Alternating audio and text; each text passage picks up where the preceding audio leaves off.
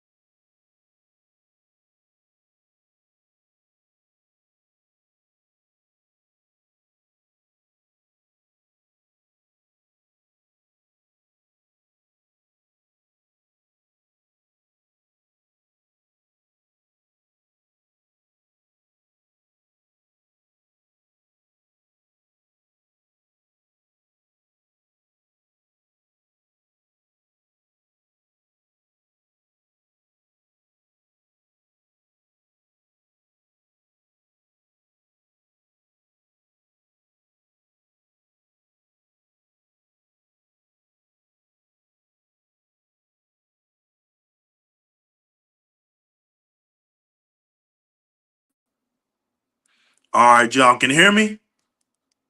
Okay, here we go. Let me know if you can hear me. Yeah, you kind of sound like tunnel vision. Let me get the comments in here.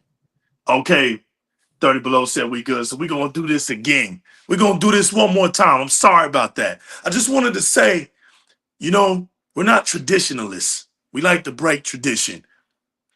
We're breaking news. We're spur of the moments. We are, hey, we feel like doing a show type of channel. If you are an Xbox fan, you are right at home. If you're a real gamer, you're right at home. We got a lot of talking to do. Rez wants to cook. He calls me. We're going to cook. It's just like that. I wanted to say happy Father's Day to everybody first and foremost. I wanted to say that before we got on with this show.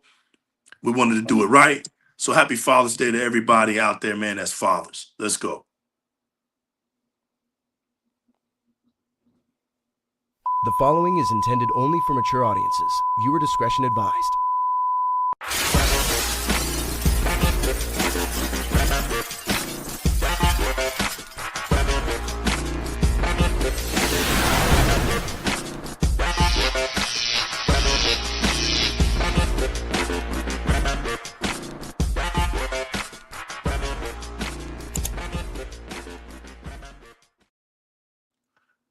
Thanks to everybody who's been continually supporting the channel. I wanted to also say when y'all couldn't hear me, thanks to the members, thanks to everybody that's been here with us.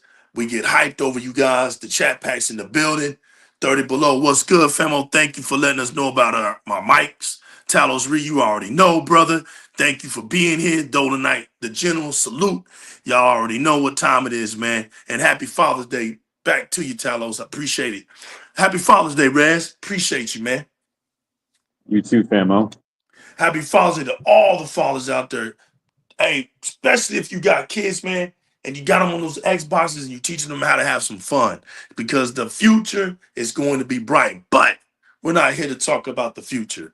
We're here to talk about the spur of the moment. And I'm feeling good, Raz. But I want to say this. If the Xbox Ally can create this much meltdown, imagine what the next Xbox is going to do. On top of the fact that you see how powerful this thing is, right? It's more powerful than any of the mid-gen console. Look, there's only one mid-gen console. The PlayStation 5 Pro, the joke of the whole generation, and it just annihilated it on all fronts. It basically gave everybody a hint of what Xbox future is going to be like, where basically we've been preaching this about Xbox. You got haters of Xbox that don't truly understand the Super Saiyan form of Xbox.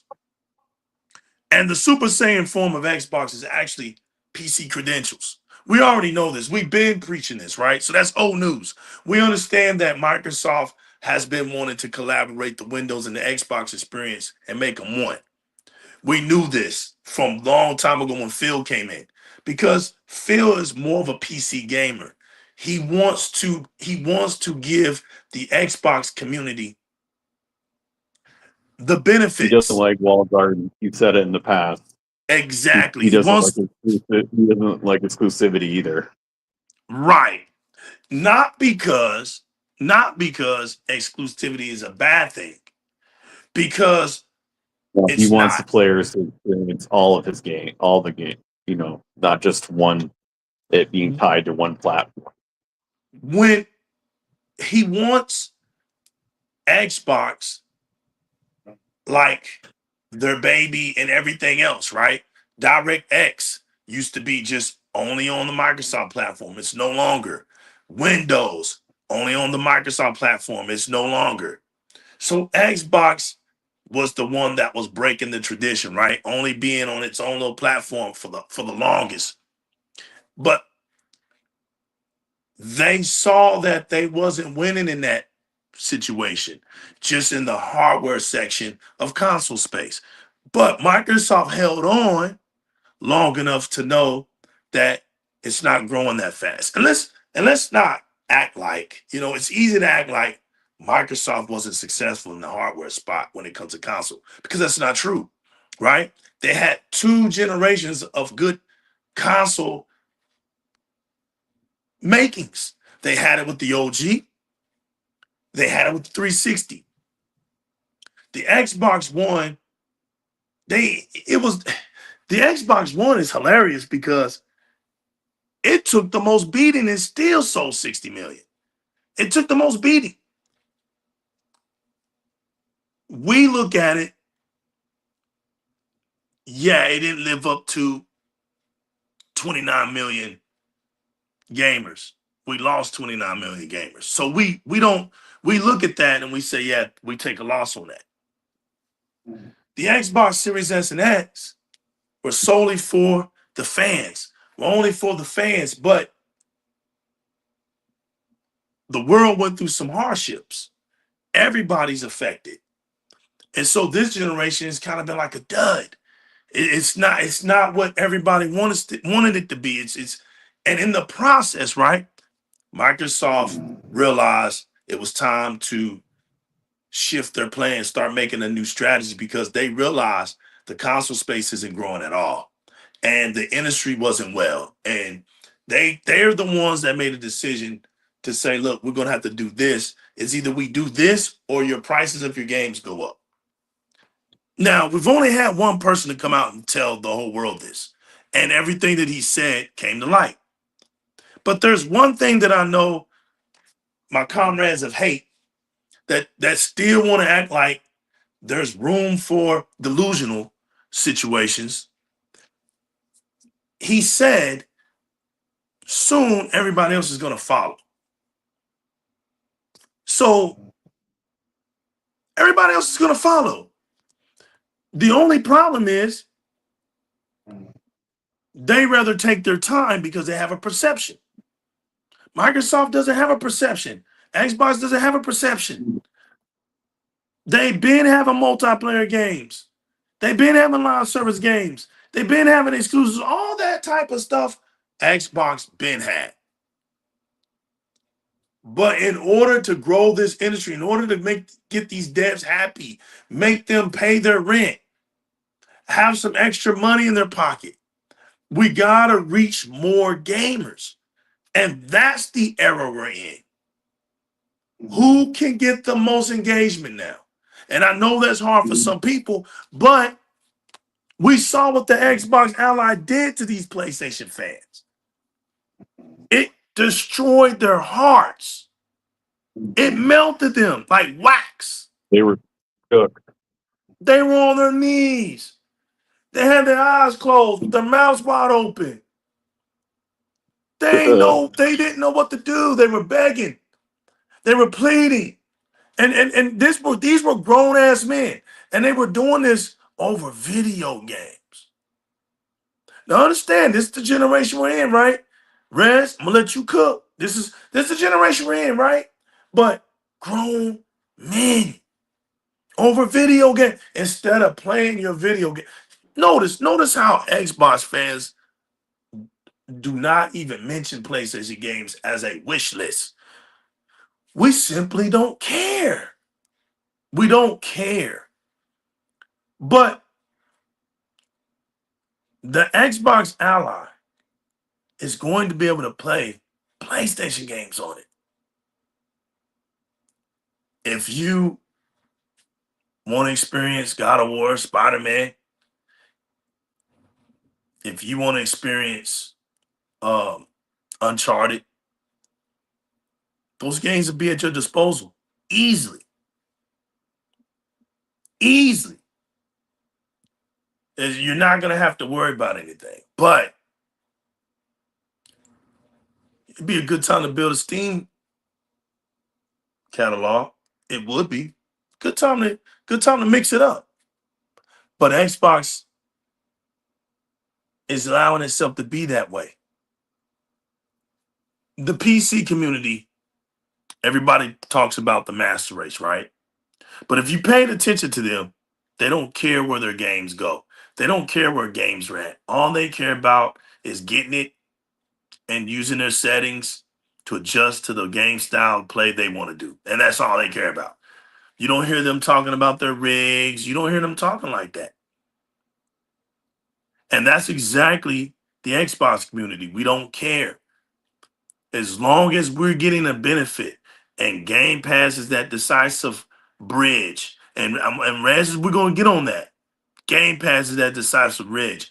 But this Xbox Ally has already lit up this torch to let you see through the future of what's really going to happen. You thought this wrong Xbox Ally gave them meltdowns.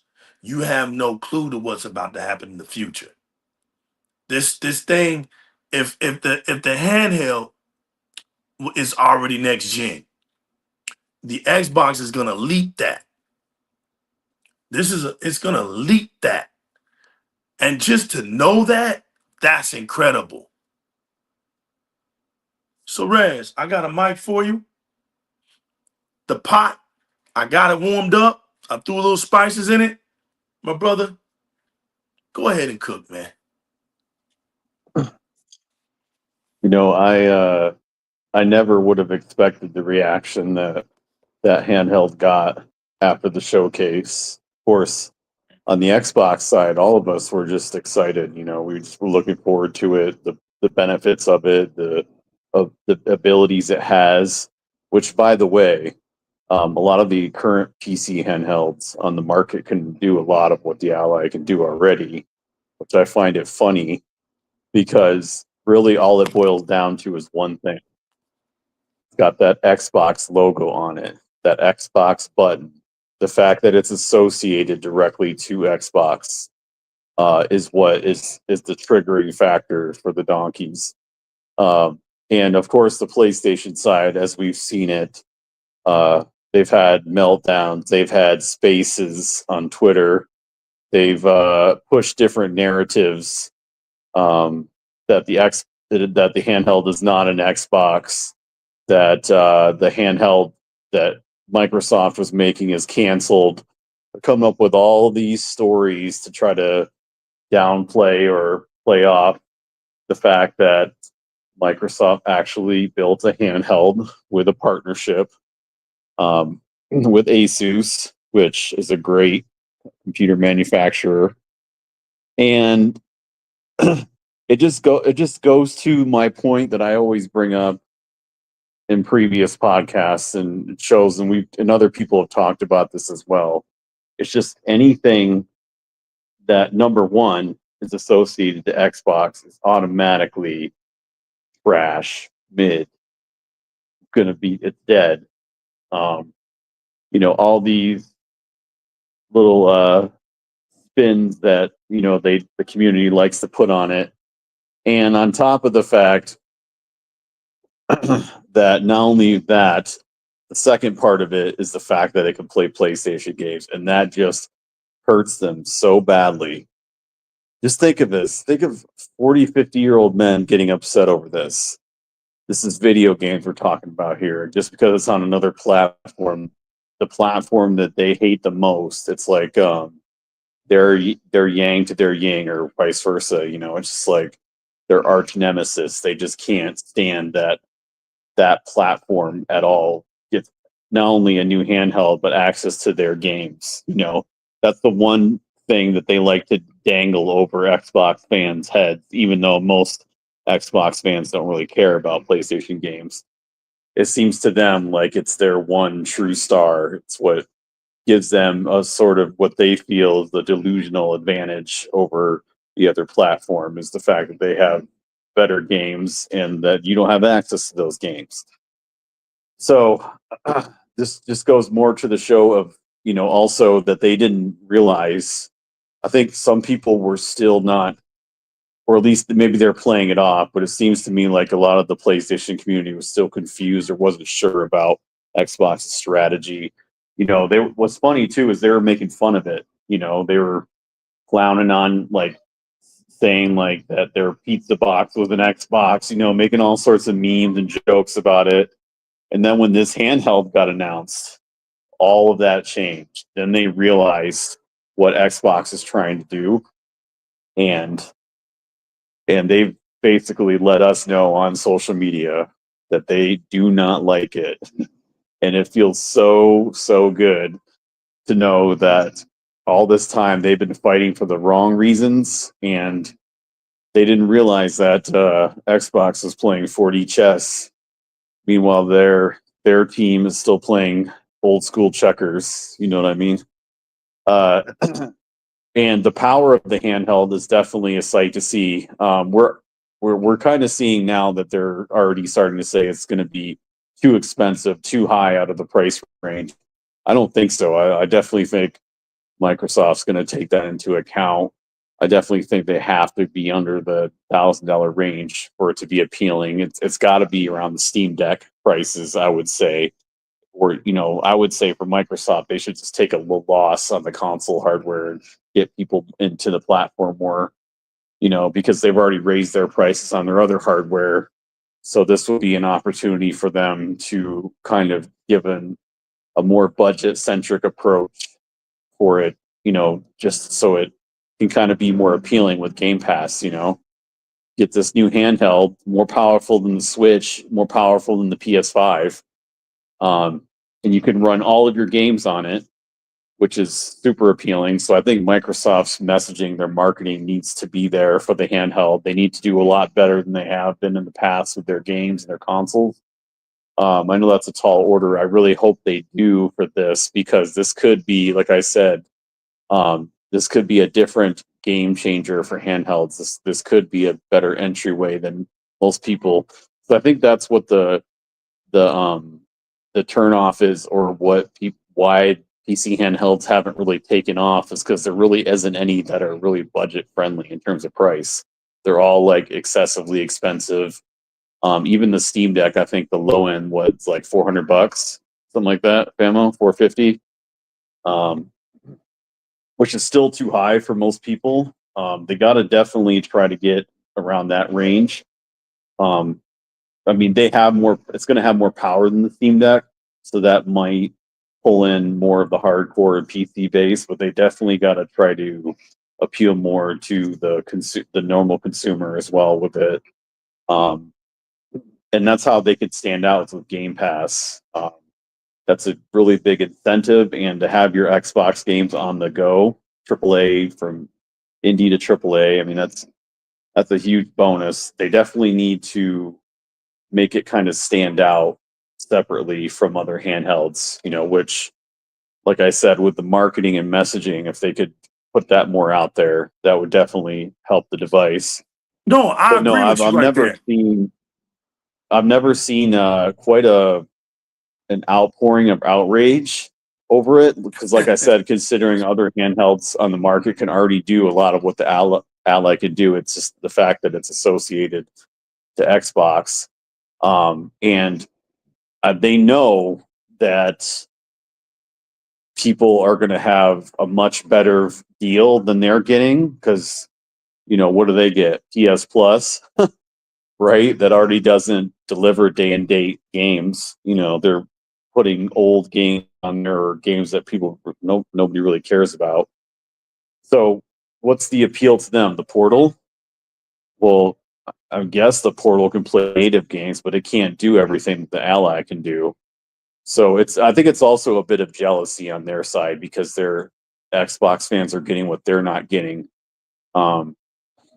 So that could be definitely another advantage Xbox can hold. And also it shows the donkeys, the future of the platform and the next console, PC hybrid, which they see the potential in there, because Microsoft tends to bring their technology to other devices. A lot of what they've learned and discovered or improved upon, they bring it on to the next device or next generation.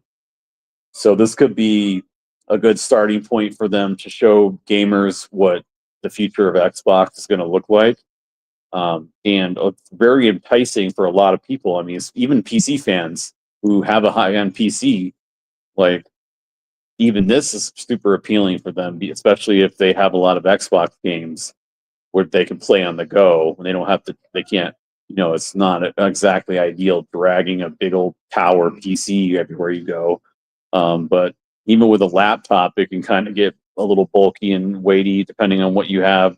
So having a smaller form factor handheld with all the cool features, and if they do, I'm not sure if it has it. I don't think it does, but if they do bring quick resume as well to the handheld, that would be another big bonus, because people are starting to catch on to that feature as well. But yeah, no, famo, I don't know about you, but this is something we've been talking about for a while. They've been building towards this for a while, and we're finally getting to see it in action. And I think people are going to be really impressed with the handheld. My only thing is, I hope they come up with a solution or a better battery than what most handhelds have, where you could at least get 6 to 8 hours of game time on it before you have to charge it. Or, different battery solutions for it, to keep it going. But definitely that's the one thing that always kind of limits handheld devices, is the battery life. So I definitely think that they need to have a good one there, especially with supposedly the Switch 2 batteries as bad as the Switch 1, or sorry, worse than the Switch 1 battery. So it doesn't even last as long as the original Switches. So that's one caveat I would say there. But aside from that, yeah, it's just been funny to see all of the different mental gymnastics and the twists and turns of the stories and narratives that the media and fanboys are pushing out there about it over a little handheld. And like I said, there a lot of it comes down to just jealousy, right? Because we had the better showcase, better games, we have the better handheld, or sorry, we have a handheld. They don't. You know, there's just we're able to play PlayStation games now, and they don't like that either. So it's definitely a combination of things. But I think this handheld was just the tipping point. Like, just wait until the console comes out, and they find out that the PlayStation 6 is not going to do what the Xbox, whatever it is, can do. Um, there's going to be a lot of bitterness and hatred. I think it's going to get worse before it gets better, especially on Twitter X. People are just going to continue down these doom and gloom and false narratives, you know, to try to make it look bad. But I don't think it's going to affect sales or anything. I think people are really going to be tuned into this device. Most people I've seen have been pretty interested in it. And the big takeaway is the PC storefront integration, like the removal of Windows for the additional memory, the two gigabytes of additional RAM that they're saving, not running the OS, Explorer desktop in the background. So I think people are excited for the future, and I think people are also finally starting to see it through the handheld. So it's a great piece of tech, and I really hope that it starts to turn people around on the platform and get more people into Xbox. What do you think? I think you nailed it, man. I was also going to elaborate on the fact that you was talking about how the handheld differentiates from like a desktop or a PC experience. I like when you was talking about how they making it different. The Yeah, they're way trying to make it a native Xbox experience, right, on a handheld. right, the way they dedicated see, this is what I'm talking about, right? We people, this is what it's all about, okay? It wasn't PC that was groundbreaking. When things um got innovative in gaming. What I'm talking about is not the origin aspect, because we all know that these games get made off of PCs. We get that. But if you was watching the Xbox documentary, right? And here you have somebody, a genius. You have a genius like Bill Gates, who's hard driven on PCs, right? Hard driven, die hard, right? And shout outs to Night of Cypher. Shout outs to you, bro. I see you, Femo. Nice to have you here, bro. Um, and Bill Gates was talking about how Shameless Blackley and them, that team, that DiRRec team, was able to start that Xbox up by just a push of a button. Remember?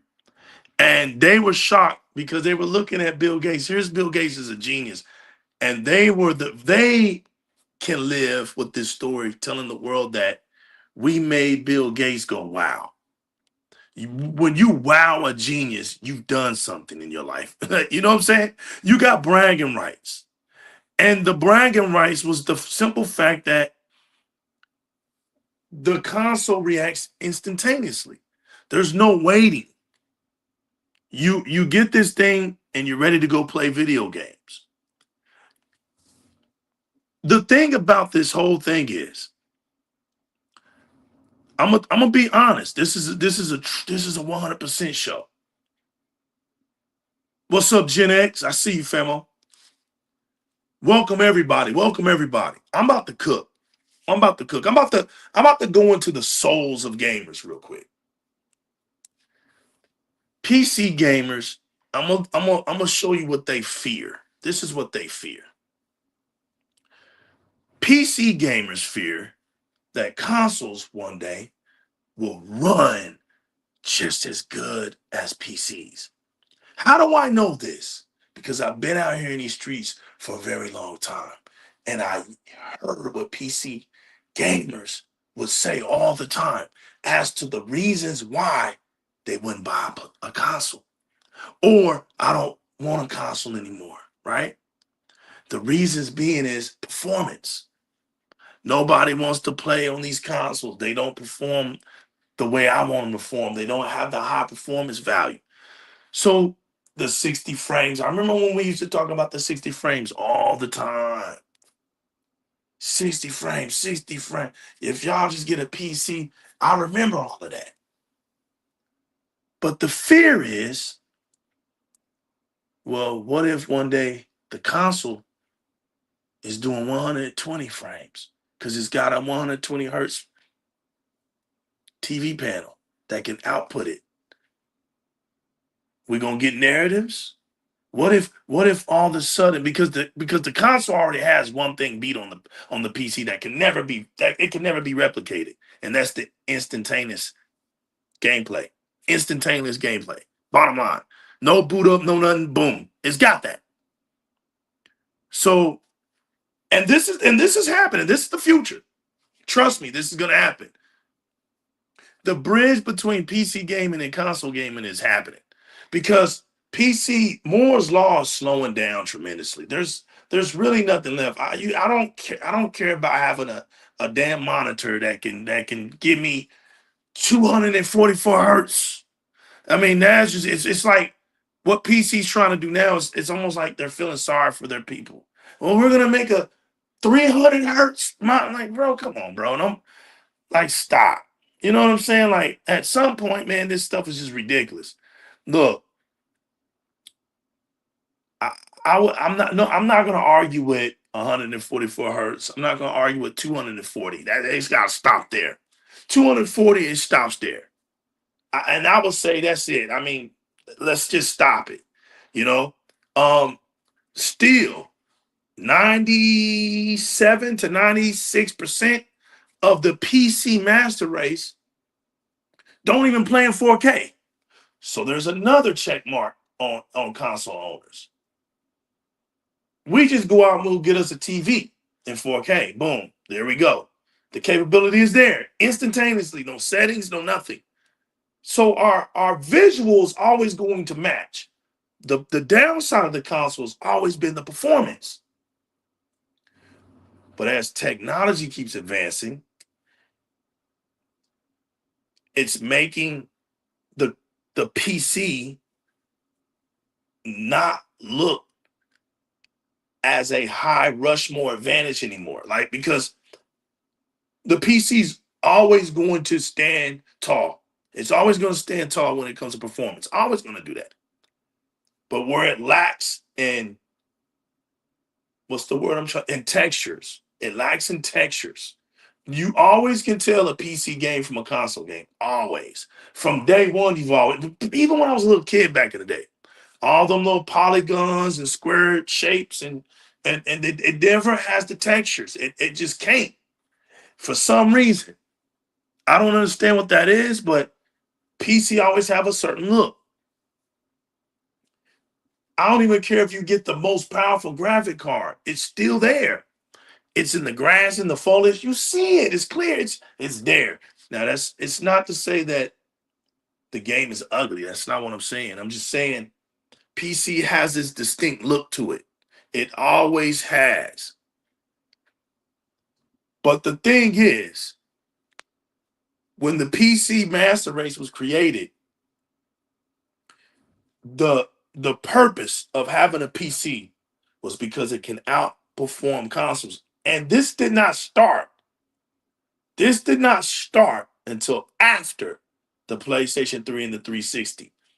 Before that, consoles dominated. The PlayStation 3 and the Xbox 360 were the most, well, 360 was the most powerful devices on the planet. It wasn't even a gaming PCs at that point. And we're talking we're talking all the way up to 2000, mid between 2006, right, to 2010, because PC had to get powerful because of that. It didn't make sense. It was like a smack in the face.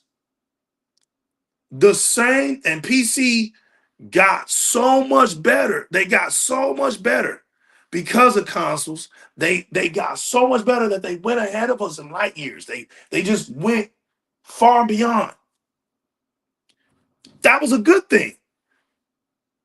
They went so far up that consoles have been creeping. It's finally, consoles are finally catching up.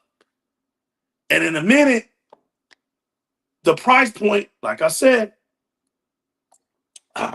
some good old cold water on a hot, humid Texas day. But I've always preached this. It's always about price point when it comes to consumer, period. Bottom line. The price point has to make sense. It has to make sense. Because if you got a gaming PC out here, right? Like I said, 97 to 96% of the PC population don't even play in 4K.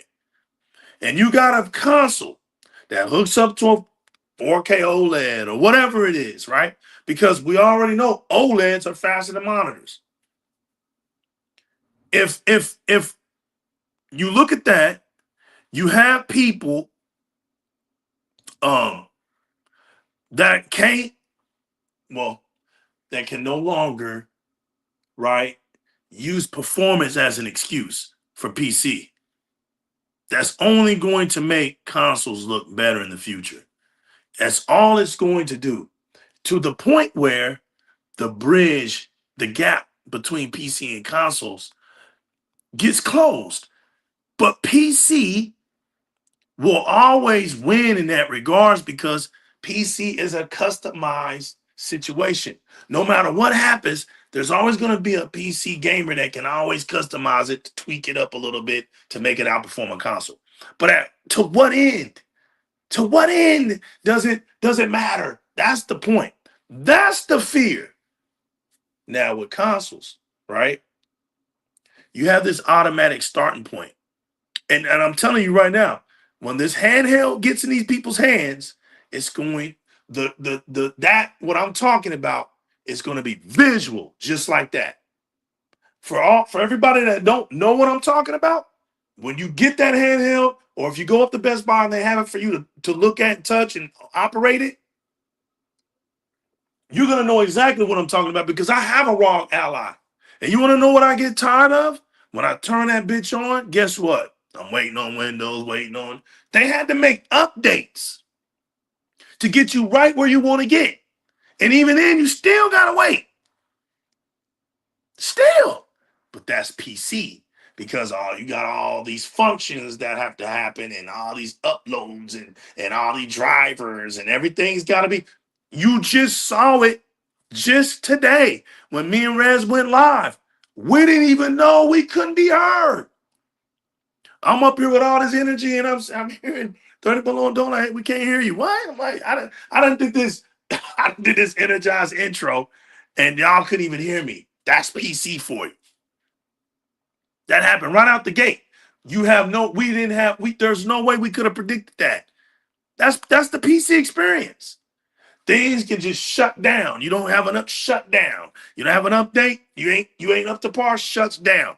This console, as long as this console can get plugged in, and as long as I can push that button, you can run a console. We got retro consoles that today, from the 90s, that you turn on, you can play today as long as they're functional.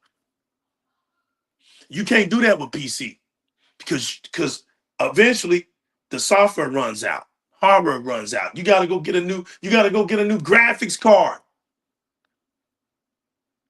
This is true. I have a PC at the crib. They wanted me to update. I don't want to update. I was going to wait for the next one. I don't want to update the Windows 11 or whatever it is. So guess what? PC down. I don't care. Let it be down. Because you get tired of doing it. For what? I mean, like, for what? I'm good. I'm not. I got other things to do. And when they get a hold of this handheld, it's going to be instantaneously. Of course, the loading title screen is going to come up. Nobody's tripping on that. But right after that, boom, get to your games. Boom, boom, boom, boom, boom. Now, mind you, score one for legal, right? Because I've been a cloud enthusiast since cloud compute. I've always been intrigued on how cloud gaming can bring gamers out of the house and anywhere they go, right? And it was always a hamper because it could only happen through Wi-Fi and all that, right? Up until the ROG Ally. But when you look at this, Rez, when you look at this chat, you're seeing an operating system where you can go anywhere. Now, I want to correct Resident Gamer because I think I know what he was talking about when he said the PlayStation community doesn't have a handheld. They do, but there's a difference, okay? The handheld that they have is a remote play handheld. And for those that have PlayStations, you know remote play goes way back in the day. That term remote play for PlayStation is as old as wine. It is not a new feature. It's not something that you in 2025 you jump up and down about hearing the word remote play.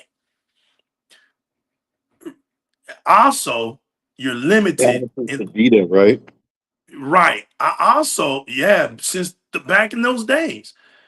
But you're limited to the type of games you can play, and you only have a short list of because it is a cloud device as well. It is, but their library and all of that is limited, so it really makes no sense. Like you have a device that is cloud that can utilize cloud, but it can't unlock the library for it. There's only certain games that can be utilized for the cloud to play on the portal. On top of the fact, you need a strong connection. Even if you don't, it can play without one, but it doesn't play right without one. So it's a wannabe. It is a handheld, Rez, but it's a wannabe. It's not the ROG Ally. It's a wannabe. And so the ROG Ally, the Xbox Ally is going to speak for itself. And once that thing gets into people's hands and it's instant Xbox, now what Resident? Here's the TKO moments for it.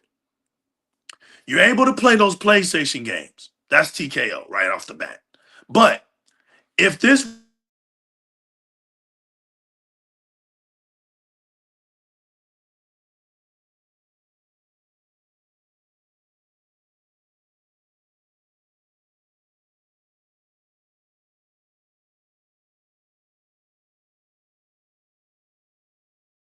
can, hello? Okay, there we go. Back. If this feature exists in this handheld called Quick Resume, that's going to be a mighty TKO moment. Because that's cloud only. I want to make sure everybody understands this.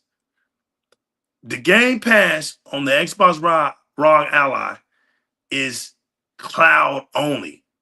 And if the Quick Resume happens on that cloud only handheld, man, we're in for a big treat. We're in for a big treat because that right there is bonkers. I mean, when I'm playing on my Xbox at home, right? And I just want to get to this game. I don't want it to take up my memory space. I play cloud. I can stop playing it, get off of it, go to my catalog, my storage, my SSD, unlock a game, start playing it. Guess what? I go back to this game on the cloud. It starts me right back where I left off at, in the cloud. But I know that's my console. But if this handheld can do this, boy, people gonna be in some trouble. This hatership for Xbox is going to fizzle out real bad because there's millions of people that do not know what Quick Resume is all about, and they're about to get their hands on it. That Xbox handheld that the media just wants to have clickbait for. Microsoft made it clear that's going to be your direct account handheld. Meaning, if you've been paying attention to Sarah Bond, she's been very busy about connecting your whole entire library under the cloud. everything you ever own and every Xbox game ever made by Microsoft will be at your disposal through the cloud. Another thing, you'll be able to put your account in it. So your gamer tag, everything is in it. Your Microsoft account is in it. And I'll give you an example of what I'm talking about. The Gears of War Reload, right? On the PlayStation 5, right? You have everything that we have only if you make a Microsoft account. You can play the game without the Microsoft account, but you'll lose everything. You don't keep anything. You don't keep anything. Nothing carries on with you. But if you create a Microsoft account, everything stays with you when you're playing that game. That's the difference. That handheld that everybody's talking about, oh, it's put to the sideline. That's a serious situation right there. That's a very big deal because what Resident is talking about, he's talking about unveiling knockout situations that have never been seen in gaming history. You're talking about your literally Xbox account on the go.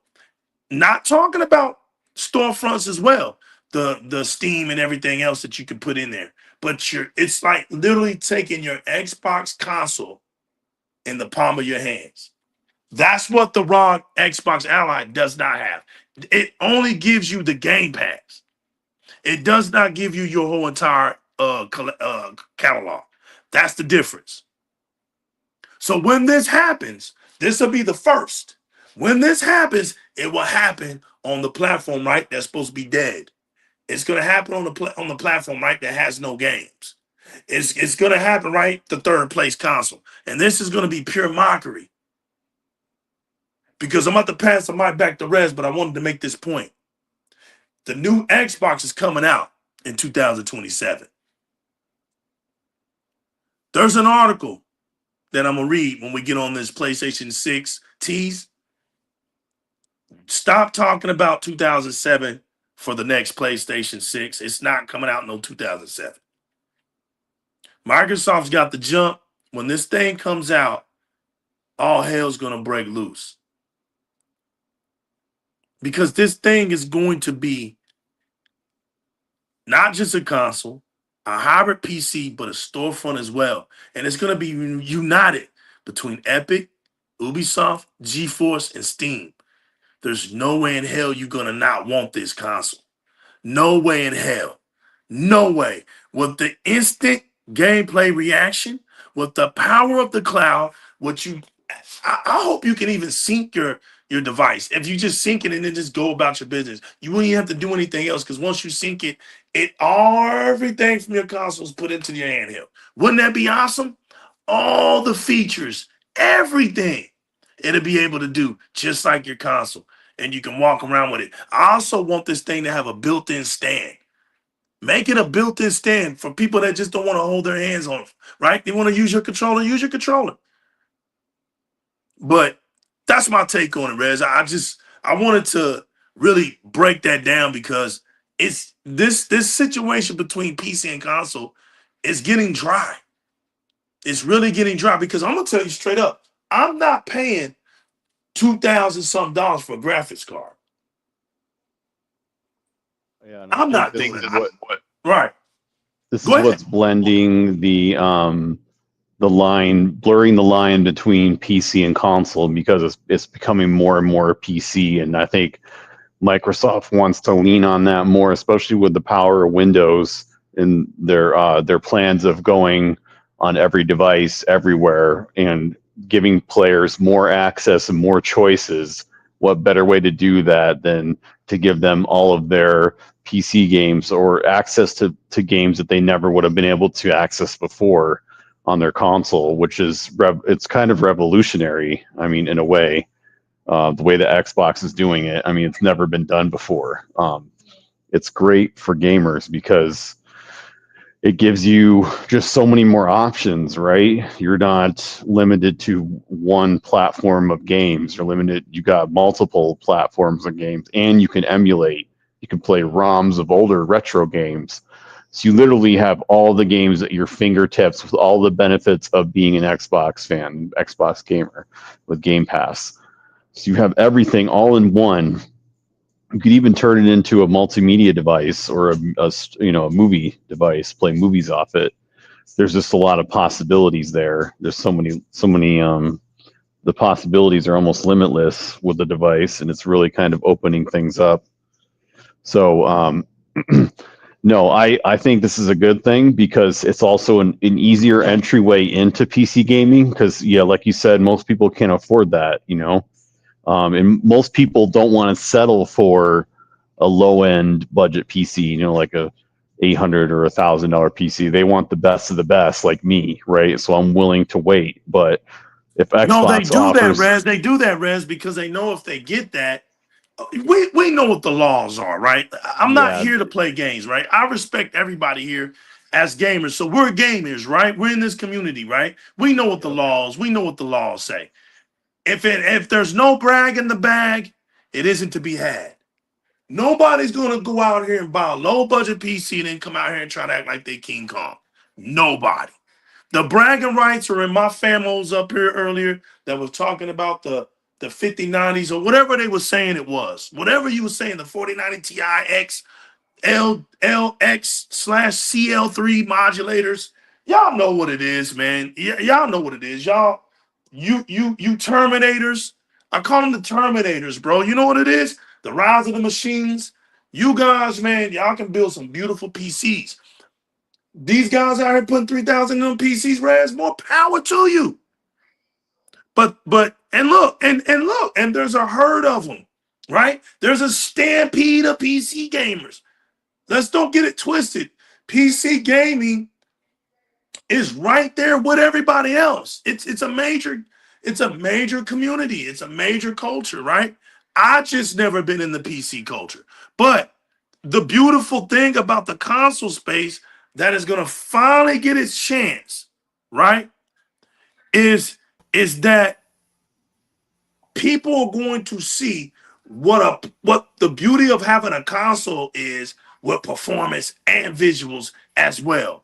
When when consoles haven't had that chance in a long, long time. It isn't like they never had it, but PC wasn't playing after that PlayStation 3 and Xbox 360 year, man. They jumped the gun on all of us, and we've been trying to catch up ever since, man. You know what I'm saying? And that's just what it is. And you had people that didn't want to wait on the catching up. And I listen, and that more power to them.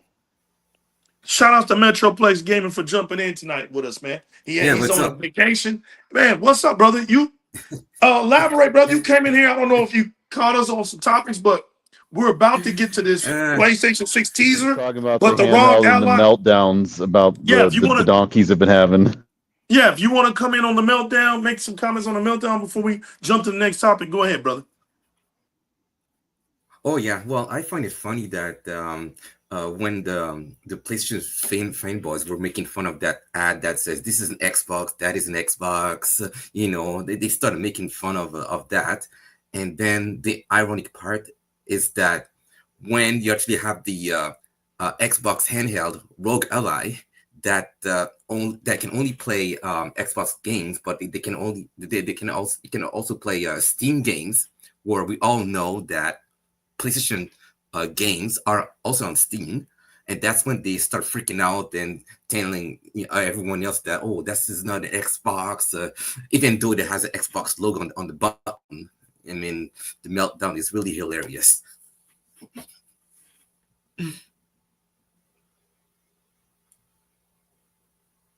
Hello? Yeah, it's been one wild week, man. Yeah. It's been one wild week. Yeah.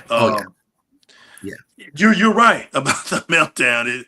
It's been crazy, man. And like we said, these are grown men. These are grown men. But look, Sony came out, right?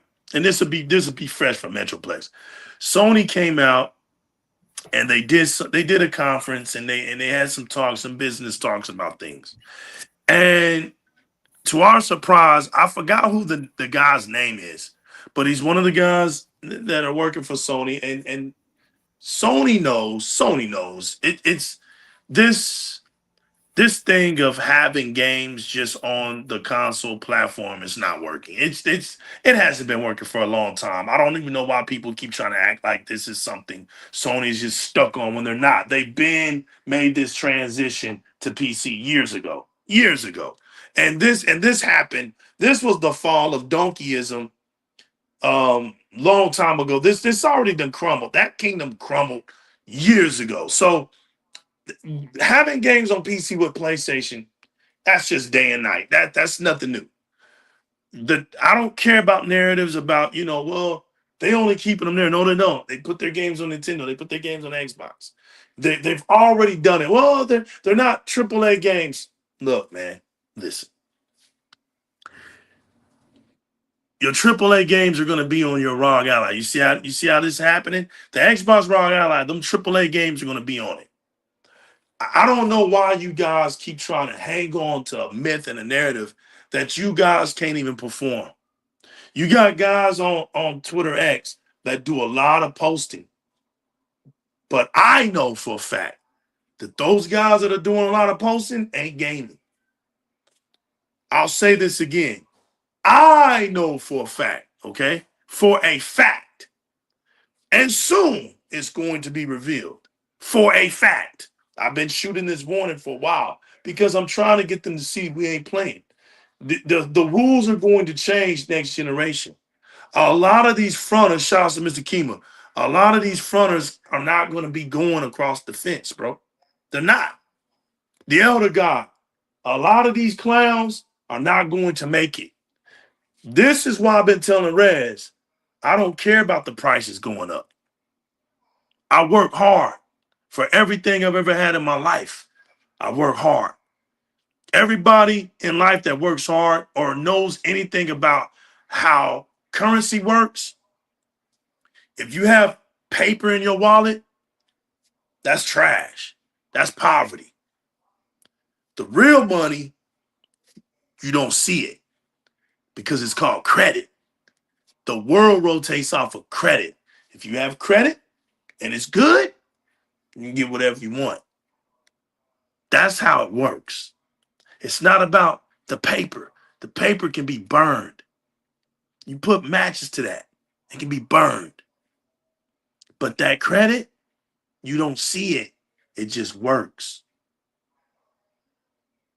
I don't care about prices. You got credit, you don't care about prices. This is, you learn how to invest. Everybody in this world can be an investor. Everybody. Being an investor is your God-given right as a human being. It's your fault if you don't know how to invest. That's your fault. Because the only other option you got to do is go work for it. Go out there and work for it. There's no crying in gaming. Oh, the console. If the next Xbox, right, Rez, right, Metroplex, Chat Pack, costs $7, I'm gonna put it like this. If they make a high-end Xbox, right? If there's some tiers to it, it's still an Xbox, but there's some tiers, like I said, like they did with the 360 days. There was like 3 tiers to this stuff, right? So let's just say the ultimate tier, if it's $799, legal's gonna have it. And you want to know why? Because my PC comrades understand. They understand, right? Because they go out here and they buy 1,500 to 2,000, 2,500 graphic cards to do whatever they have to do. So a PC fan ain't gonna look at me and say, that dude's a weirdo. He ain't gonna look at that. He gonna say, yeah, that guy went on and did what he had to do. He bought him a $799 console. He went out there and did what he had to do. Because there's no crying in gaming. If these games cost $80 to $90, guess what? He was buying it. You know why? I usually buy the deluxe edition and get the DLCs anyway. I get that over with. So this $59.99 stuff, I rarely do that because I want to get the whole complete bang out of that purchase. So if I pay $79.99 and I get the DLCs free, that get all that stuff incorporated out for free, but y'all know what I'm talking about, incorporated into the deal, then I'm buying that one because it doesn't make sense for me to buy the $59.99. Then the DLC package is $30. I might as well just get it right there. Unless you're one of these people that just can't afford it. Okay, that's fine. You can always get it on down the road. But that's 3 parts that you're going to pay. Not just one, that's 3. So you think about that. There's deals for a reason in gaming. Now, PlayStation has abandoned generation only. It didn't work. It died in the PlayStation 5 era, right? They came out swinging about, oh, we believe in generations. No, you don't. Stop lying. So now that that's exploded, now Sony's looking at, oh, you know what? We need to get a multi-strategical plan with the PlayStation 6 and the PlayStation 5. Why is that? Because we just found out that 34% of the PlayStation community is still on PlayStation 4. Holla at me, man. Y'all can come in. I got 2 mics for y'all. Jump in whenever y'all want. 34% is still on PlayStation 4. Chime in. Yeah, I think it really boils down to what has been offered this generation, right? I think a lot of gamers were expecting a continuation of the PlayStation 4 generation. You know, those first-party single-player cinematic adventure games that Sony's kind of became grown and known for ever since PS3 and starting into PS4. And they haven't really been given that because Sony kind of wanted to hop on the hype train, right? They wanted to get their own piece of the live service pie. So they kind of started to go in a different direction because they were seeing that a kind of downturn, I guess you could say, where a lot of the older generations were moving on or just no longer playing those games anymore. And they weren't seeing the turnouts that they used to see with those games. So they had to try to grow their revenue somewhere else, right? And so by doing so, they kind of turned off a lot of their normal base that were the hardcore base, and even the casual base started to invest in their games less and less and started focusing on, you know, the big 4 titles, you know, that they all play, right? They're seeing less and less engagement in different variety of games that they release. So they've been trying to come up with different ways to get players engaged again in different types of games and not just 1 or 2 games. And that's the big killer, actually, is the big Achilles heel of gaming right now, I would say, is live service games. They've kind of made things boring in a way for gaming in general, because that's all a lot of like casual players want to play, right? They're not really diving in or gaining much interest in those other games that Sony's kind of been known for. So really, Sony's kind of lost their identity. They're trying to look to ways to make them as popular as they were back in their PS1, PS2 days, and that doesn't seem to be coming to fruition. And people are just not really excited. Or at least this is my take, but people just don't seem very excited on this current generation to move to PS5. They see no need because the developers have been catering to them. They've been continuing to keep the games cross-gen for the most part, only up until recently. So there's been very little incentive other than very slight improvements, which aren't enough in a lot of people's eyes to jump, right? Or if they're going to jump, they're just going to go to PC, right? So they're not going to stick around or get a PS5. Like, why? You know, it doesn't make sense. You know, Sony's been kind of milking their fans too with all the remasters and remakes and director's cuts, you know, and it's just, that's another thing. And then we find out Wolverine's going to be on the back burner right at the Intel.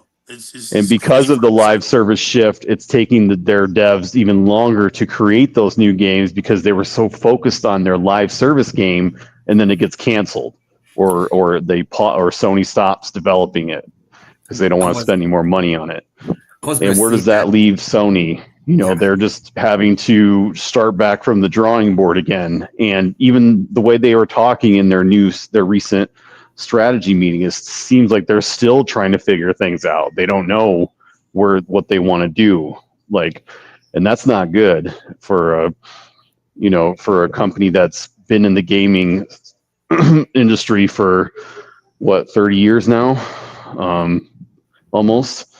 So yeah, I don't. It's not a good state of affairs. I mean, you're seeing it in the numbers, and that's, I think, a lot of the reasons why people are not going to PS5, in my opinion. I was going to say that there are more people that are on PlayStation 4 than PlayStation 5. Okay, because most of the games are cross-gen, one single player games, and then remasters. So what's the point of having a PS5 Pro when when they start talking about the PlayStation 6?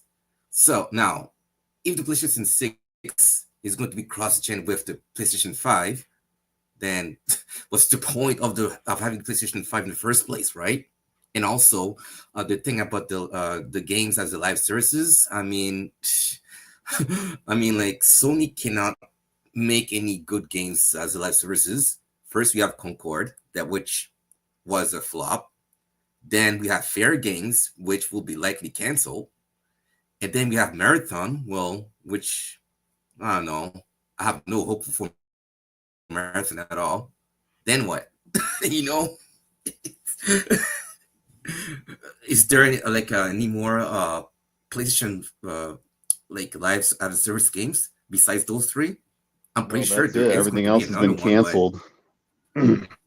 Yeah, Metroplex, you made a good point because in that meeting, you got Sony out here. What's the guy's name from the Guerrilla Games? What's his name? Or am I wrong? Holtz? Herman Yeah. Holtz? Wasn't that him that was saying, and correct me if I'm wrong, anybody, but wasn't that him that was saying the fans are reacting positive to Marathon and people are getting excited for Marathon? Am I right or wrong? I mean, is this delusional? This is crazy stuff, Yeah, right? he said something like that. I remember. Yeah. Who told him to say that? Where did he get that from? Speak on it. I just want y'all to know. This is new news to me.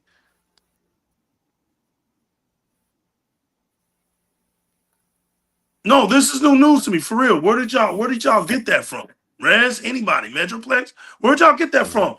The guy literally said that, but when you look out here in these streets, there's no hype for Marathon. What is Sony talking about? I think it was one of the devs from Concord who said something like that people should not criticize Marathon that much because it's going to be a good game. Was it? Hear me? Yeah. Yeah. So Herman, they had that strategy meeting, right, or that meeting of like what's next for PlayStation. I think it was during that meeting that somebody, or maybe it was another interview that he had with a magazine or a editor piece. But he had an interview where they asked him about Marathon, and he said that they were seeing high engagement or some sort of engagement. I don't know if it was positive, but strong engagement, I think, were the words he used. This is crazy. I gotta try to look it up what interview it was, but it was a recent one because I saw it on Twitter. Some people were pointing it out. But if you pay attention to it, it didn't even seem like those were his actual thoughts on it, because it seemed like he was reading off the teleprompter or a script. The way he kept looking down like he was looking at a screen or something when he was saying this. So it made it seem to me like he didn't truly feel that way. He was just telling them what Sony wanted to tell them, basically. But it doesn't look good. I mean, if they're still clueless on what they need to do, I mean, but to be honest, nothing's been working for them, you know. And I think Xbox was smart to jump to kind of take the first step forward and realize that the industry is changing and gamers are not engaging the way they used to.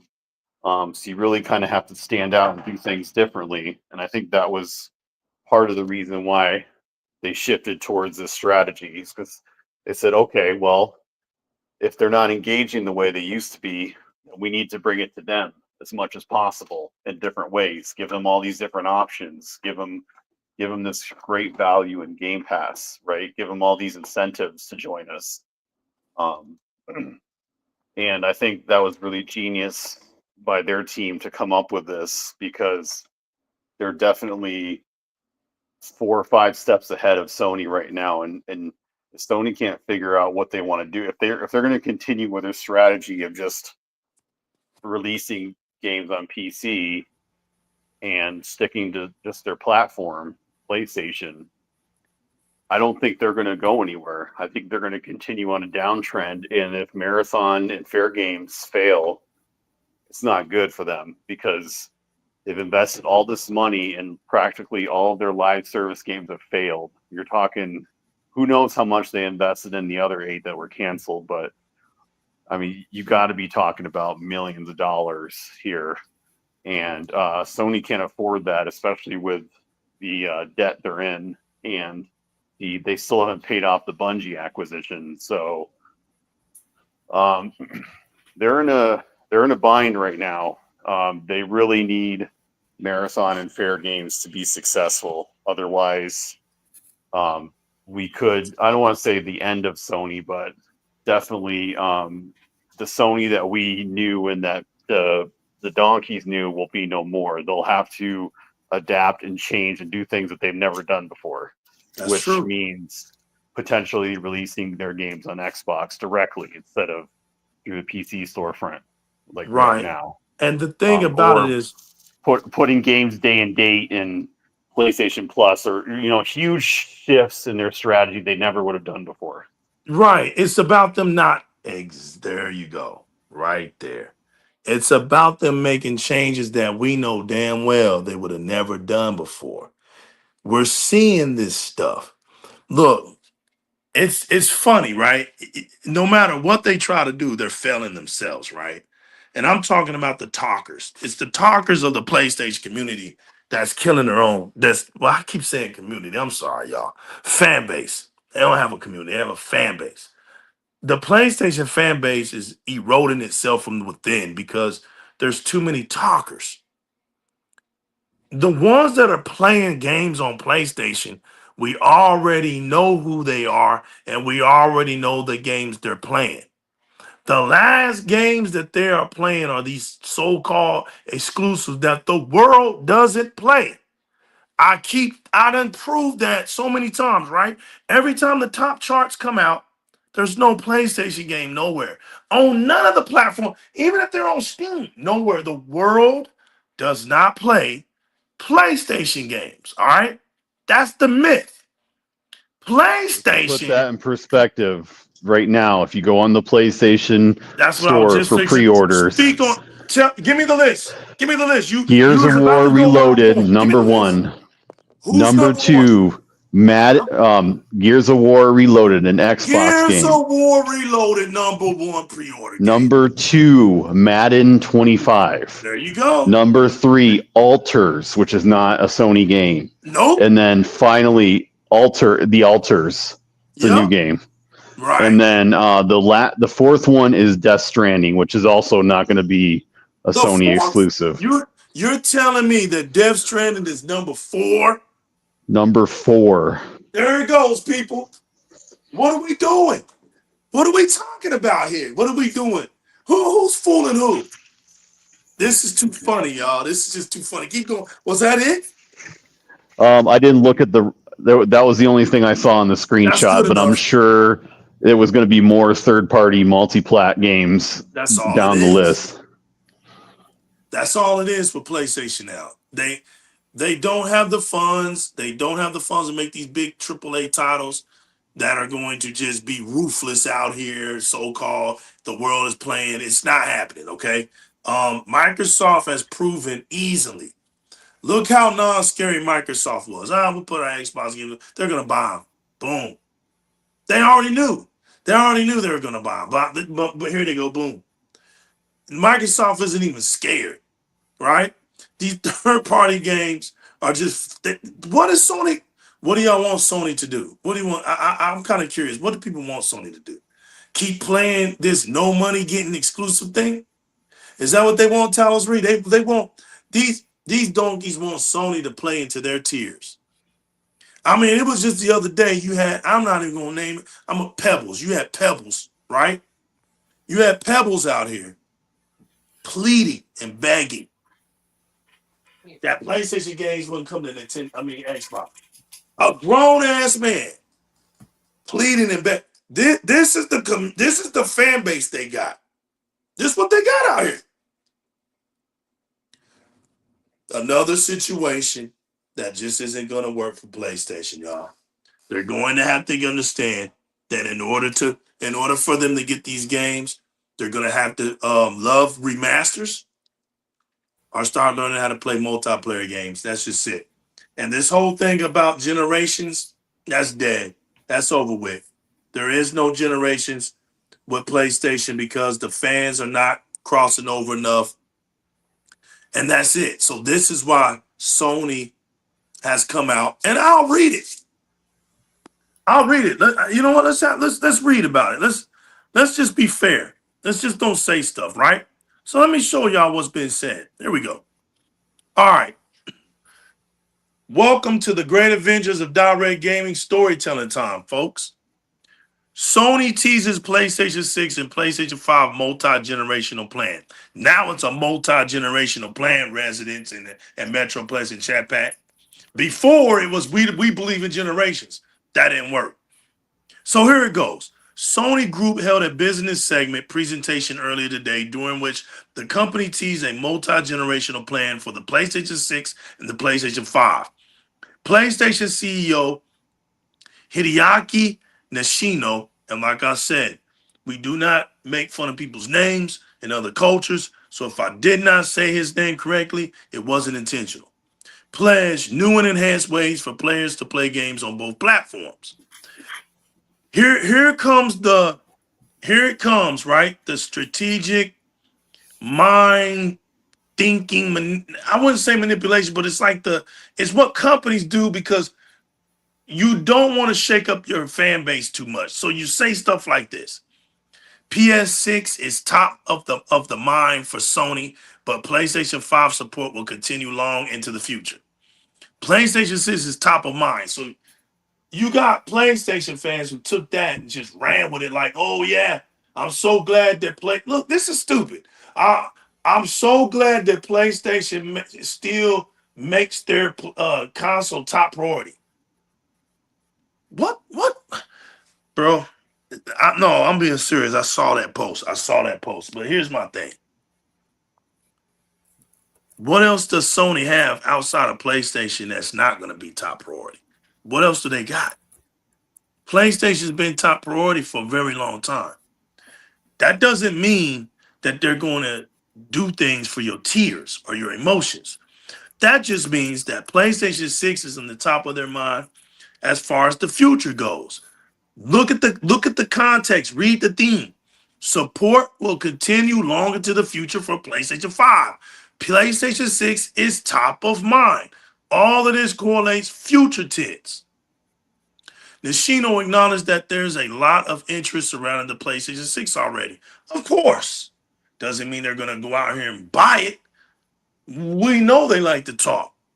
And while he understandably couldn't divulge future plans, there goes that word again, future, he did say that the upcoming console is top of mind for Sony. However, see that? However, seeing the high levels of engagement from PlayStation 4 players, there went the smack right there. So let me do a G4. Let me go down to Atlanta and let's translate this. Nishino acknowledged that there's a lot of interest surrounding the PlayStation 6 already because a lot of my fans like to talk a lot, but they don't produce a lot. And while he understands that, He couldn't divulge the future plans. I just couldn't get away from it. I know that the PlayStation 6 is something that we have to do. He did say that the up-and-coming console is top of the mind, but Sony knows that shit.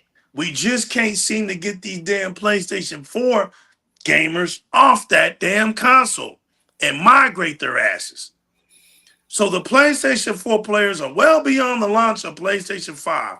The company intends to disrupt the traditional approach to console life cycles. What this essentially means is that unlike the switch from PlayStation 3 to PlayStation 4, the current generation validated Sony's new multi-generational approach. This is what that's saying. Here it go. I'm going to translate that. So what this really means is that unlike how things move between the PlayStation and PlayStation 4, this whack-ass generation that didn't buy new games or don't buy games at all is the reason why we are forced to do this new multi-generational approach. I blame the Sony fans. That's it. I told you, this will be nobody's fault but y'all. Don't come over here on DIRREC Gaming. Don't get mad at Dolan Knight because he says the hell with the PlayStation is trash. He can say that all day if he ain't bought it. You guys are worrying about what other people got to say about PlayStation instead of y'all taking care of PlayStation. Sony said it in a more eloquent business way. You guys are forcing them just like I said they would, Dolan Knight. Just like I said they would, Chat Pack.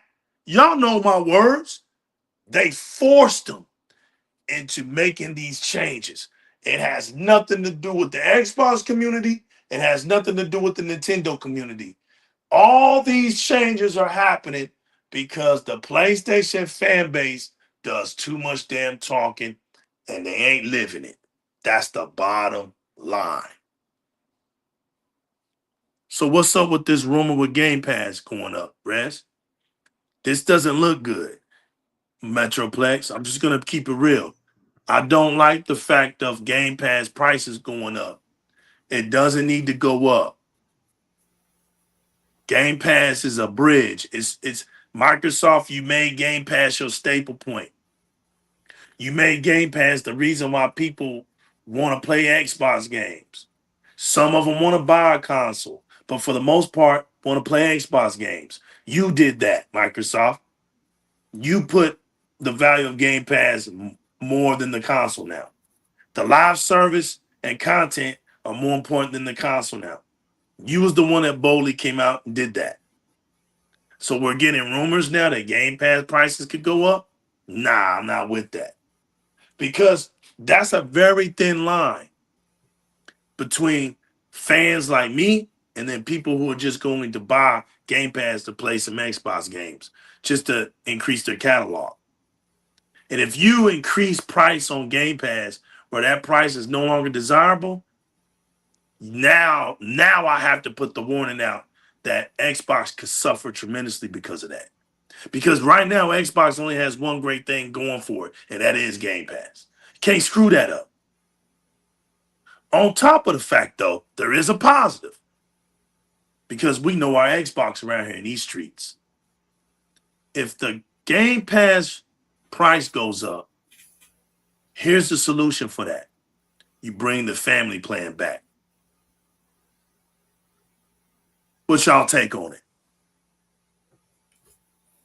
Yeah, like you said, it's kind of their bread and butter right now. It's the appeal I don't of like getting into the the ecosystem. price increase So for Game Pass. yeah, it's not a good idea. A lot of people said it's not a good idea. People are already getting tired of other companies continuing to raise their prices on their subscriptions. So this could be like a definitely a nail in the coffin for Microsoft, because it's their whole selling point right now, and they keep raising the prices that they're going to lose a lot of subscribers, and that's not what they want. So if I was them, I would not do it at all. I think it would be the worst idea they could possibly do right now in terms of stepping on the rake.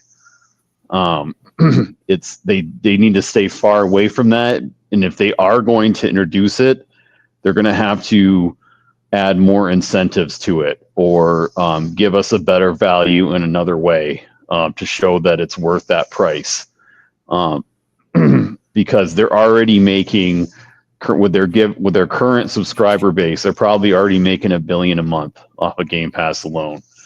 So it's going to be a hard sell for people to them to say something like, "Oh, well, we needed to make you more games." You know, it's like people are not going to fall for that because they're already making a lot of money off of Game Pass. So, and that's not even including everything else that they do. So it is a deal breaker for a lot of people, I think.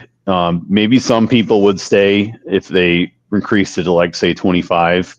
But I did see some reactions online, and some of it was, if they go any higher than 25, I'm out. And I don't blame them, because, you know, you're already charging a lot as it is. They've already raised the Game Pass price twice already, I think, right? Twice already. It was like from $14.90 or $12.99 to $14.99. Now it's $19.99. So they've already raised it twice. I think they need to keep themselves away from the competitors by offering a better value and better price than what Nintendo and Sony are doing. Even though they're not their competition, they still need to kind of make themselves stand out from the rest. And by doing so is offering what they are now, and don't change it, you know, or bring out that family plan, you know, incentivize more people to get on their service by having their family jump in. You know, that's another way they can grow their subscriber base. You're like, "Oh, hey, Microsoft is letting our whole family play for this amount. You guys should check them out." You know, word of mouth could go a long way too with that. You know, people spreading it about Xbox. So it is not a good idea at all, and I think it could really hurt them if they do it. So I'm very heavily against it, and I really hope that they don't, to be honest. I'm not on Game Pass, but I considered to subscribe to Game Pass on a monthly basis. But if they increase the price to like more than $25, I would say forget it. You know, so I'm just gonna, get myself like, if I want to play some games that I don't want to buy, then I'll just get myself like a 3-month like card for a Game Pass, but like but I won't subscribe it on a yearly basis every month after month. No. If it increase the price to more than $25, no. Like they have to like give some incentive, you know, if they do that. You know, like New Legal said, bring the family plan. That's one. So yeah. Exactly. And it's like I said, it's going to decentivize a lot of people to getting into the platform if they were on the fence, or if they were getting ready to, because that, like, people's budgets are already constrained as it is. So increasing the price is just not a good idea right now. If they're going to do it, I would say wait until things get better in the economy and the way things are going right now. This is just not a good time. It would be very bad timing. It's just, they just need to stay the course. They've already raised their prices on their hardware and their software coming up starting this year with Outer Worlds 2. And people are already complaining about that, you know, the $80. So it's, and they don't have that. I agree. That nostalgia, that that grip that Nintendo has on their base. So people will easily say, "F Microsoft, I'll just wait for a sale, or I'll get it on PC for a better price." You know, they won't even bother. You know, people who would might consider it. So, or I'll just play it on Game Pass. You know, but if they increase the price of Game Pass, I gotta go, guys. Oh, have a good night, Metro. Yeah. All right, Metro. so see you guys later. Yeah. Thanks, man, for popping in, brother. Yes, sir. You too. Okay. But yeah, it kind of completely destroys the whole. It moots the point, right? So you just don't do it, Microsoft. Please don't. Yeah, you see the reactions of people, right? And I agree with them because at some point you said the magic word incentive. And listen, Microsoft not being able to force something just doesn't go right. It don't even sound right, right? We're talking about the $3 trillion The most valuable company in the world. right Leviathan. the octopus company with more partnerships than you can imagine. And you trying to correlate that with a service fee. It just doesn't make any sense. Because Microsoft is this big and because it's this powerful, that's why they can keep their prices low. For instance, Walmart. While inflation is going up, Walmart's keeping their prices as low as they can possibly can. You know why? Because all the money they make. You don't correlate Walmart, the number one retail store in the whole entire world, struggling with prices, resident. That makes no sense, right? We don't correlate that. So if Walmart prices starts making people unhappy, then it already tells the tale of the other companies. And like you're saying, Rez, Microsoft, we already know what the old guard is when it comes to the gaming industry. It's an Oriental iron scepter. You know, we know what it is. And the Orient is strong because they're the originators. They're the ones that made sure all of this is popping off the way it's going. And if things are not going the way they want it to go, you got to get in where you fit in, right? And so a lot of these gamers that are outside of the flagship of Xbox fans, they don't see the value of Xbox like we see it. So if you're trying to attract gamers, you definitely don't start raising your prices up. We got Xbox brand in the building coming live from the streets. Man, this is a good show tonight. We had Metroplex coming out of the streets from Canada. Now we got Xbox brand coming in here, man. What's up, man? We're talking about the rumors of potentially of Game Pass price increasing. How do you feel about that? Oh God, yeah, I think that's came in kind of right where you were. I actually popped onto YouTube and I actually heard you talking about the fact that the increase in prices and the de-incentivization of people coming to Game Pass. I'm completely with that point. If they're wanting to enter the space and be bigger, then you got to give it an entry point where people are going to say, hey, there's a reason for me to be here. But then, we don't know the end result of that one. We saw the increase in the cost to $80 games, which I agree and I still disagree with. So Game Pass still makes sense, but to increase that cost to overall consumers for 35 million Game Pass users is, I don't agree with that. I don't think I can latch on to any time that they increase these prices. It's not a fair equilibrium to players when you're trying to grow your brand and make it what everyone should go to and what they should be playing. Because we can see that's the evidence of where we're going with the fact that games are becoming $80 and people are willing to pay it, but at some, it's just, you got to give them a reason. So I'm with you guys. I think it's a bad start for them. It was a bad move to increase the consoles, the cost of those. I don't approve of any of that. That's just it's just a bad way to go.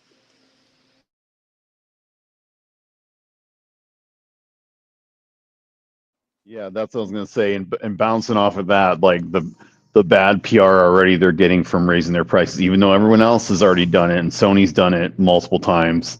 It's still Xbox, and everybody looks at Xbox in a much more close view, where like they anything they do is in a much more reinforced negative or positive light depending on what they do. So they can't play the same game in terms of that with PR that the other two can. So they really don't need anything like that. And if they, on top of that, they raise Game Pass prices as well, they're going to lose a lot of players. They're going to lose a lot of Game Pass subscribers. It's going to even make Microsoft even look worse in a more negative light, despite everything they've done. I mean, they're just starting to kind of turn things around. The hardware price increases were not a good sign, but they did hold out longer than everybody else did before they raised the prices. So I'm not going to say they didn't have a choice. Like I argued that they should just kept it like that. And that was even more incentive for people to join the ecosystem because it was much cheaper than even Nintendo, which Nintendo was supposed to be the family consumer-friendly, budget-friendly consumer device over the two. But now that's no longer the case. So they could have completely taken advantage of that, but they decided not to and just go with the industry trend, which I get it, but it's just like, they definitely could have had another win there, but they don't need more bad news or negative spins. So they need to keep the price the same. Don't change it and just keep bringing the top quality games they are and give players the continuing more choices. And hopefully they have a very successful launch with the handheld. And I'm really excited for what things are to come. I just really need them to make sure that they don't do anything else to screw it up. Not that I wouldn't change being a fan of them, but I just saying, like, for the normal gamer and like casual, like I want them to succeed. So this would not be a step in that direction if they did that. Right. No, man. I mean, I think for the most part, we covered some ground. I mean, Xbox brand, you just now getting in here. If there's anything else you want to elaborate on, man, freestyle it. You can, bro. If there's anything talking about the handheld before that, I don't know if you had any thoughts on like the reaction to it, the media reaction, the fanboy meltdowns, etc. Okay, so the beauty of this new device is it shows what can be done. It shows that when everyone was saying it's impossible to build a device where you can have everything all in one, Xbox is showing actually it's very possible. The question is price. What is going to be an incentive to say to a player, I'm going to drop $800-900 for a device? You got the Switch 2 out here, which is selling like gangbusters and blowing out all the records. You got to give them a reason. You got to give them a reason to say, you know what, instead of just saying, hey, you can buy all your games. Because at the end of the day, right? So you've got Game Pass, but you're still going to be shelling out for all these other games on GOG, whether you buy them on Epic, whether you buy them on Steam. Those are all bot games, forking out more money. So you got to give them a reason. But I do think that handheld is what shows us the future is capable of, where we can move into the future and we can see where everybody comes together in a much more harmonious style and say we can all play where we want to play. And I think the handheld is a great step in that reaction, in that direction.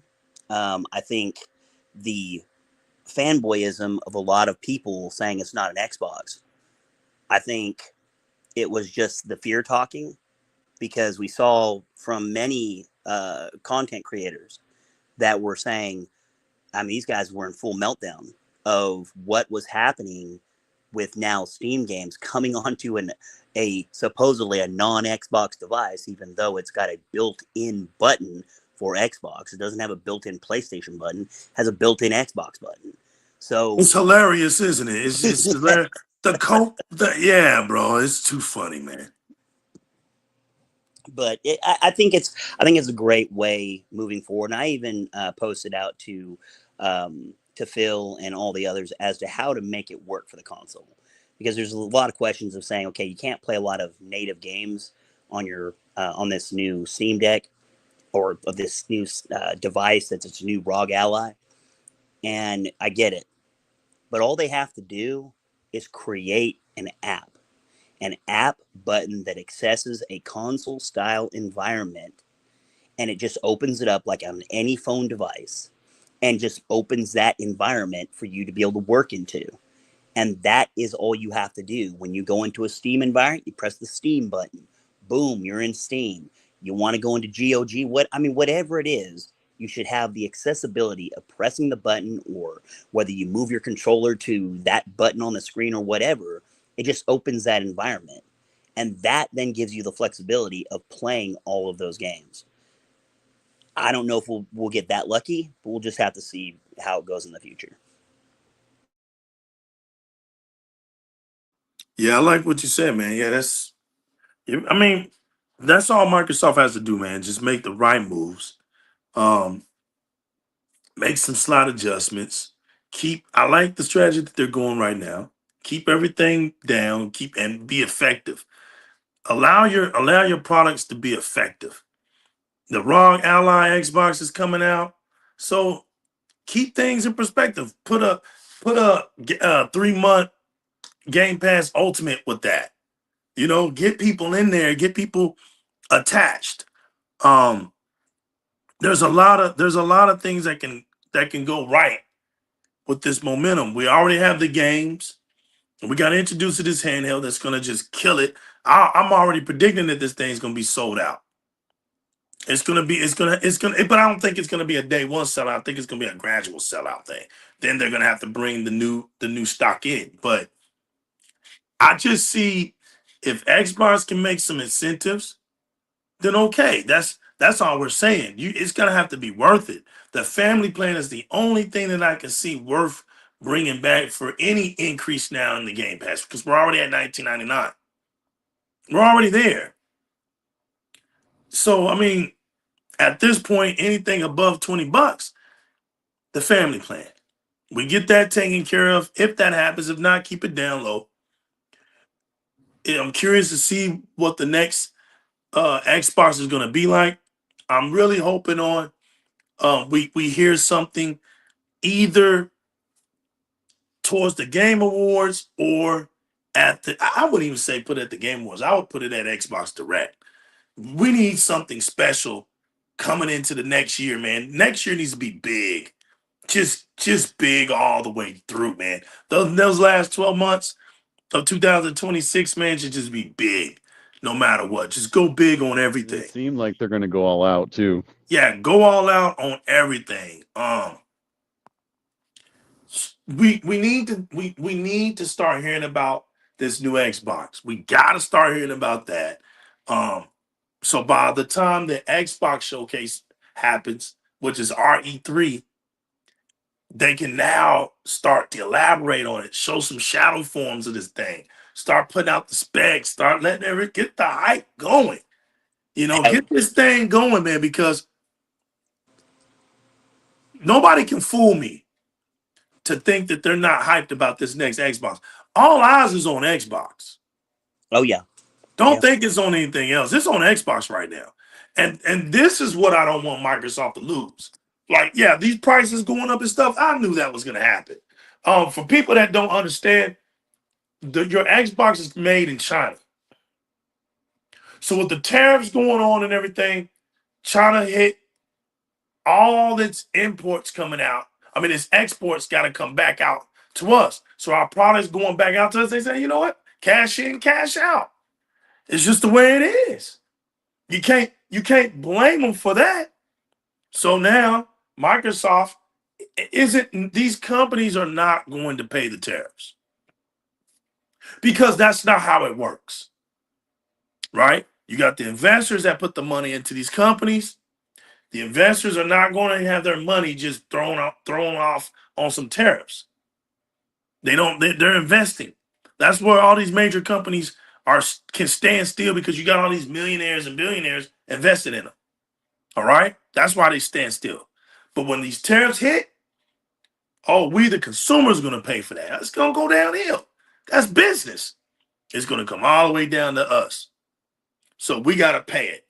You only have an option: pay it or you don't. Buy it or you don't. That's it. All the complaining, there's no crying in gaming. 2 options: buy it or not. That's it. You know, you got to get your investment up. We're talking, this is mid-gen. This is 5 years in. 5 years in. You mean to tell me you can't save $20 a month? 5 years in? Even an $800 console shouldn't even bother you. You save $20 every month? I'm talking about like now, like you know there's a new Xbox coming. You know that there's a chance for this Xbox, right, to be expensive. Has anybody been putting their money back? I mean, because we're not kids, right? We don't go around asking our parents for, hey, can you buy me a console? A lot of y'all got homes, cars, jobs, bills, families. So as any responsible adult, you save up, you invest. That's why this gaming stuff is serious to me. I don't come out here being goofy and corny about this stuff. Because I know people want to be up with the times. Gamers really want to be up with the times. How do we know? Look at the Switch 2. You couldn't get me to buy the Switch 2. But guess what? There's some diehard Nintendo fans that I just knew no matter what. And that's the beauty of the diehard fan. No matter what this company does, I'm buying it. But we're not foolish gamers. We understand that this initial 3 million was from the pre-orders and from the fan base. The real thing to look at is how this Switch 2 is going to hold its weight in another 7 to 8 months. Because from what I'm seeing, this damn thing ain't sold out. And from what I can go to these stores, and there's Switch 2s all up in there. Now you're going to have some people say, oh, because they got a big stock. No, they don't. You usually send out about 5 million consoles in a release. It's hardly ever 7 million, 8 million. It's usually a good 5 million is a start out. So they sold over half of that. They got over 3 million, which is good. So there's 2 million out there still out there. And they're still out there. And look, when Nintendo restocks that 3 million, right? Now you're going to amp that up because now it might go up to 5 million. So now they're going to have like 7 million consoles out there. After a while, they'll stop. They'll say, well, look, if they're not going out these stores, we're going to pull back. That's what you're waiting on. You're waiting on to see that. Because I've already predicted that the Switch 2 is not going to do what the Switch 1 did. It's got too many things going against it. You know, especially the innovation aspect. It's been done before now. But like I said, listen, the initial 3 million is fantastic, broke records. That's good to see gamers going out buying what they want to buy. It's good stuff. But hey, look, let's just wait and see what happens. Nintendo stands tall. They do what they do. And let's see what Microsoft's going to do. Because Sony done already showed its hands. Nintendo hasn't showed their hands completely yet. But we can kind of already know what kind of direction they're going into. Nintendo's going to stay strong until they just desperately cannot stay strong with their vision anymore before they make a change. But you're not going to rattle Nintendo anytime soon. PlayStation, and here's the reason why. I forgot. Let me elaborate on the reason why. Because Nintendo fans go out and spend money. They actually go out and buy video games. That's the difference between the Nintendo fans and the PlayStation fans. PlayStation fans don't buy games. So this is why Sony's always having to switch their strategy. Xbox has good strategy. They're the ones that always come out to address their new strategy. And the thing that Xbox has to do is stick to it and stop changing sporadically. You need to have conferences, get things together, put some plans out and stick to them. Like Resident's saying, stick to them. Because you guys give people reasons to leave. There's already enough bad press. Xbox is a fantastic platform for gaming. but nobody will ever know if you're constantly pushing people away. Nobody will ever know. Yeah, the cloud is great. The handhelds are fabulous. The console's great. Games are fantastic. But you want to kill that? Raise them prices or give people a reason to shun it. Because they're quick to shun it. We already know what this industry is about. We already know it's full of PlayStation fans. We know. And you see it in their excitement. You see it how they react. So Xbox needs to calculate every step they make. And right now they're doing a very good job. Brand, is there anything else you want to say, brother? I don't know if there's really, anything more to be said, but I do want to say that, Xbox has been in the right direction, right? Everyone talked about originally, years ago, it was about 4K gaming, okay? So what did Xbox do?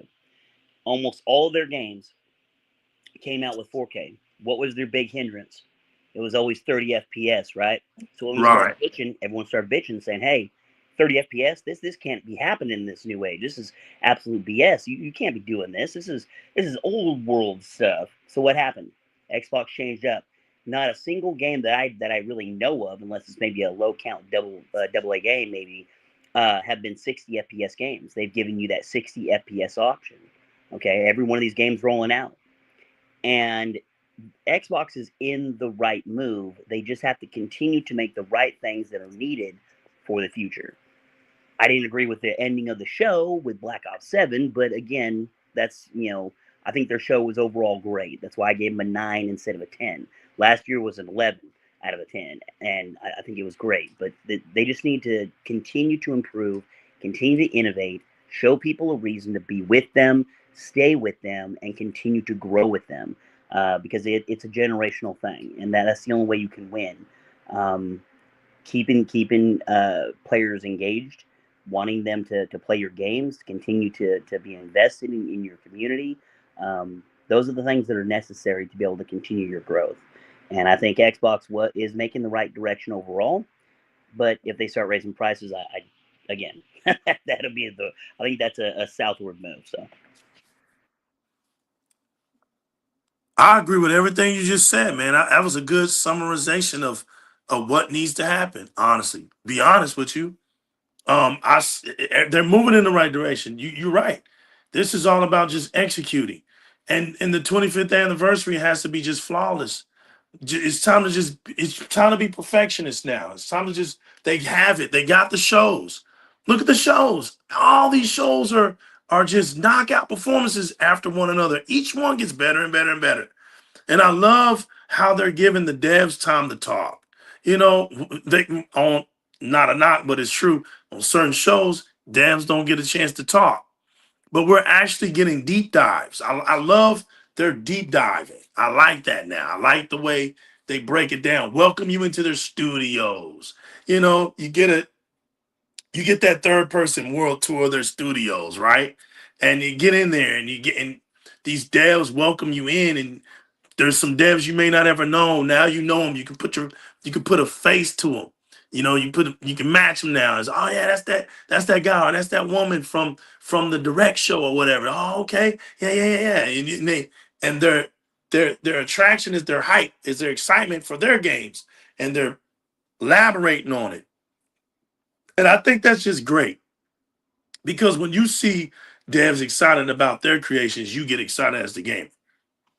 And Microsoft's got all that going for them. They just got to keep it steady, keep it moving. And I think everything will be fine. Keep them prices down.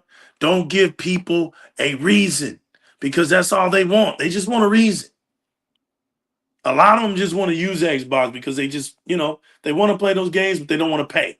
They don't want to support. I just want to play. I'm not going to support. So they're doing right. Rez, you got anything else to say, man, before we get out of here? No, that's it, famo. Yeah, I think we're pretty. Hey, chat, Pat. Hey, I just want to say, hey, man, that's knockout stuff, man. Yo, Rez, I appreciate you once again. Appreciate you with your hot spoon. You was cooking. Like I said, man, Rez has been having a lot to say in the past 3 weeks. I mean, this guy I'm learning more and more about him. He's really passionate. He's got a lot to say. And listen, man, that goes for any of you guys. Any of you guys. Whenever you guys got some gaming talking coming up in your gut and your mind, then don't feel free to hit us up, man. We love it. I love listening to the chat pad. I love hearing their comments. I love to hear about. I like to see different people's thoughts.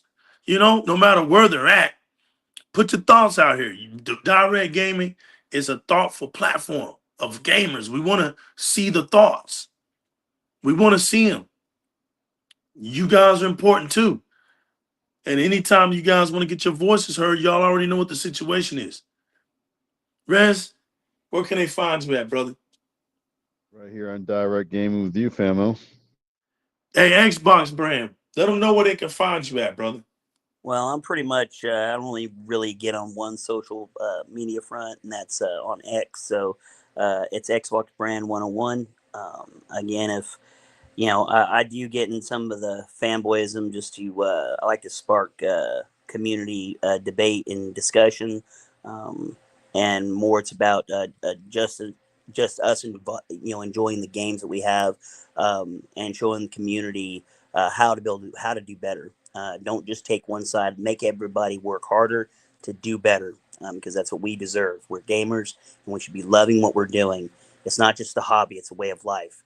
This is what we do. This is what we enjoy. So guess what? We just need to continue it, and they need to provide it because that's what they do. So just give us these great games, give us opportunity, and we'll continue to shout out. If you guys do have any questions, by the way, always feel free to send them to me, or you can send them to Direct, or you can send it to Resident. You can send it to any one of us, and we will be more than glad to answer any of those questions. So feel free, if we miss something in here, please feel free, again, like I said, to reach out, and we'll do our best to answer you, okay? I like that, man. Leave some comments below if you feel free. Shout out to everybody. Shout out to the chat pad. Shout out to everybody who was here viewing near or far. If you're a stealth watcher, or if you come in after the show, you watch, or you catch us later on, you're a new eye, and you leave some comments in the comment section, or just like and share. We just want to say we're thankful for everything that y'all been doing, man. Y'all already know how we feel. This is the new legal representing DIRREC Gaming, where the streets are all about gaming, and we bring the gaming to the streets. There is no gaming community without the gaming community streets. It's the web that keeps us all together. I agree with Brand. The competition is needed. I believe in residents. The competition is needed. I believe what the chat packs say. The competition is needed because it's what makes them innovate. How do we know this? Because we were listening to Sony the other day, and Sony said the same thing about Microsoft. Actually, Sony even said, hey, we see what Microsoft is doing, and we see that it's successful, and they're having a successful run with their vision. So Sony has even acknowledged that what Microsoft is doing is working. They even acknowledged it. They even said it. But like any company that has their own vision, but we're focusing on what we're doing, and we're seeing about the ways that we can do things. And that's what companies do. I go by the new legal. Y'all already know, keep it gaming. Don't let nobody tuck your chain in for you. You keep your chain out because you deserve an extra man. Everybody deserves to keep it gaming. Don't stop. Don't let nobody stop you. Like my man Brand said, this is culture. This is the way of life. This is what we do.